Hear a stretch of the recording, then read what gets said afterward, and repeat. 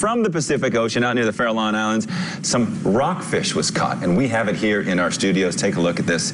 It is just beautiful.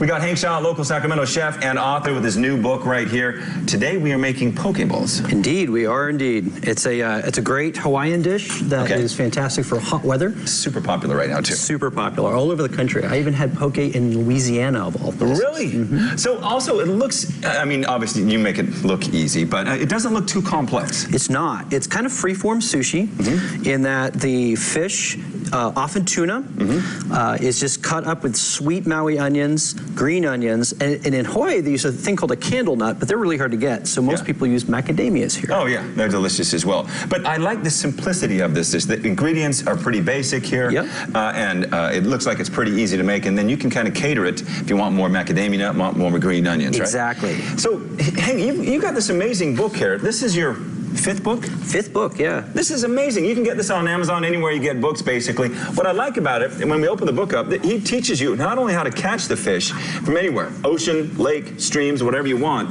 and then basically prepare it for cooking. It's got all kinds of, how many recipes in here? There's over 120. 120 recipes, and everything from, wow, these are the prawns to you know, like rockfish, to some of the trout and salmon in our waterways. How hard was it put together? God, it's kind of the work of a lifetime. I've been fishing and clamming and doing things on the seashore since really as when I was born. There's a picture of me when my mom was pregnant when she's digging clams about, well, 50 years ago now.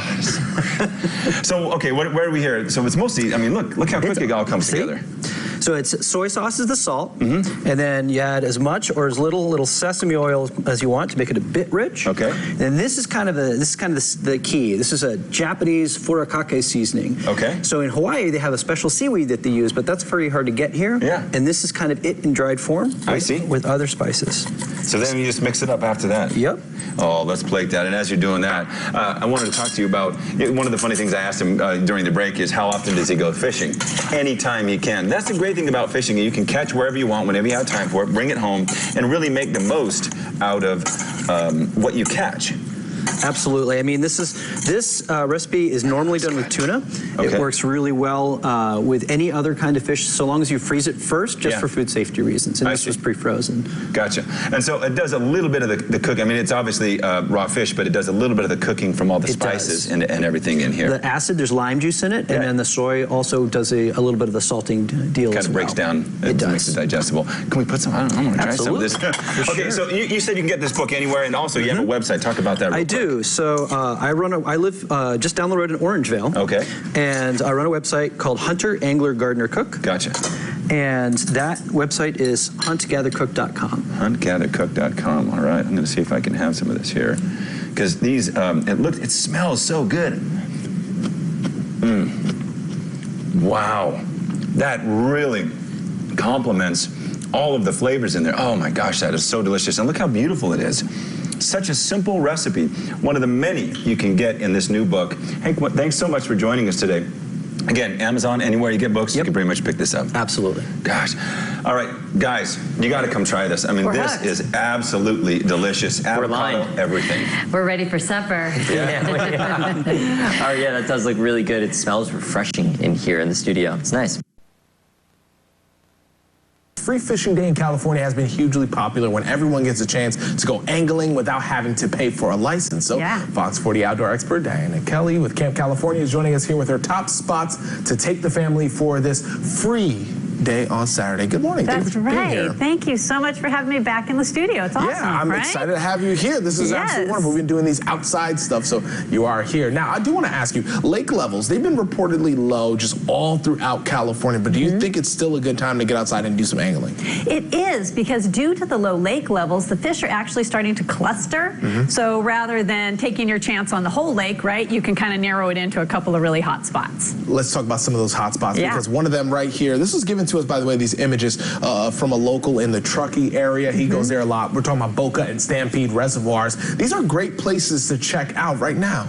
They are, actually. So the kokanee are really biting at both locations, but Stampede actually just did their last trout dump about a month ago. So they're still really hitting on trout up there, especially if you go early in the morning. If you're an early riser, you want to get out and get over there and get that done. So yeah, great opportunity. Also here, Collins Lake east of Marysville. If you want trout, oh, they're stocked. Okay, they're so stocked. Collins Lake, yeah. Collins Lake is really known for their monster fish, and they actually put in about 40,000 pounds of fish every single year, and each one weighs somewhere between 3 and 8 pounds. So your opportunity to catch some really great fish are awesome. And while the trout start to slow down this time of year, there's also bluegill and crappie and catfish. You know, grab a hot dog, throw it out there late in the evening, catch yourself a monster catfish. That's awesome. Clear Lake north of Santa Rosa is really great if you're into bass fishing. It is. And one of the great things about Clear Lake is that they do these tournaments all summer long. So if you think you're, you know, a pretty decent fisherman, right, you can get out there and actually win some money in one of these bass derbies. So it's kind of cool. It's a weekend, you know, a lot of camaraderie. It's kind of fun. Can't forget Sacramento River, too. You can't. So the Sportsman's Warehouse Fishing Report is actually listing the Delta as being excellent right now. So really great opportunities to get out and fish, but the salmon starts on July 16th. So opening a salmon is July 16th. So nice time to kind of get going.